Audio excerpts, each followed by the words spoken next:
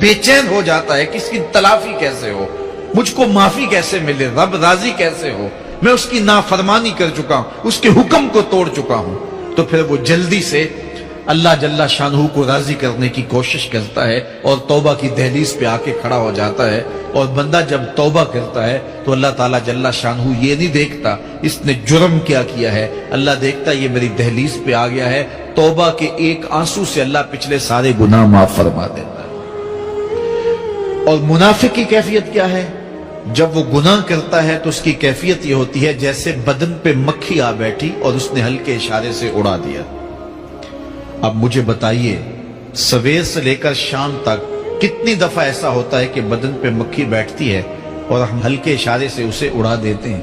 लेकिन हमें शाम को याद भी नहीं होता कि आज कितनी मर्तबा हमने अपने बदन से मक्खी उड़ाई थी। अब इस आईने में मैं और आप अपने आप को देख सकते हैं कि हम कहां खड़े हैं। सवेर से लेकर शाम तक कितने गुनाह किए, शाम को सोते हुए दिमाग पर, दिल पर कोई बोझ नहीं होता कि आज इतनी नमाजें छूटी, आज इतनों के दिल दुखाए, आज इतनों की गीबत की, आज इतनों को गाली दी, आज इतना हक गसब किया, आज इतना टैक्स चोरी किया, आज इतनी रिश्वत ली, आज इतनी ज्यादतियां की, आज इतना झूठ बोला। सवेर से लेकर शाम तक इतना कुछ हुआ, लेकिन शाम को चैन से सो गए, आराम की नींद सो गए, कोई दिमाग के ऊपर बोझ ही नहीं है, कोई दिल के ऊपर बोझ ही नहीं है कि हमने इतने गुनाह किए आज सारा दिन में। तो अगर ये कैफियत है तो फिर ये निफाक अंदर उतर गया है और अच्छी तरह रच बस गया है। लेकिन अगर जिंदगी में कभी कोई खता, कोई गलती सरजद होती है तो उसका बोझ, उसकी नदामत बेचैन कर देती है, जिंदगी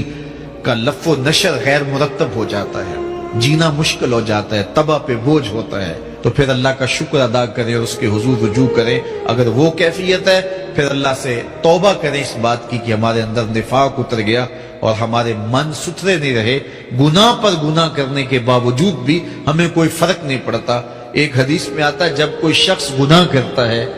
तो गुनाह करने की वजह से उसके दिल पर एक स्याह नुक्ता लग जाता है, अगर वो फौरन तौबा कर ले तो वो नुक्ता मिट जाता है और दिल शफाफ हो जाता है। लेकिन अगर वो तौबा फौरन नहीं करता तो नुक्ते के साथ एक नुक्ता दूसरे गुनाह से फिर बढ़ जाता है, हत्ता कि वो फैलता रहता है और गुनाह होते जाते हैं। एक वक्त ऐसा आता है कि पूरा दिल स्याह हो जाता है, और जब पूरा दिल स्याह हो जाए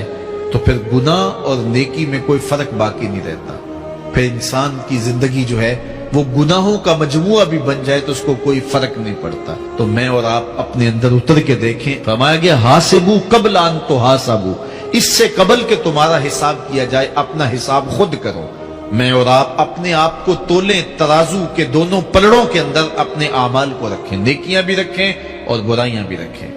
और फिर उनको तोलें और फिर हम देखें कि हम कहां खड़े हैं। ये जिंदगी कहीं गफलत में ना गुजार दें,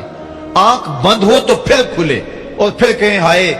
हमें किसी ने बतलाया नहीं था, हम खुद भी इस पे गौर तदब्बर नहीं किया, फिर हाथ मलते रह जाएं कि पल्ले कुछ भी ना हो। आइए मैं और आप अपनी जिंदगी को अपने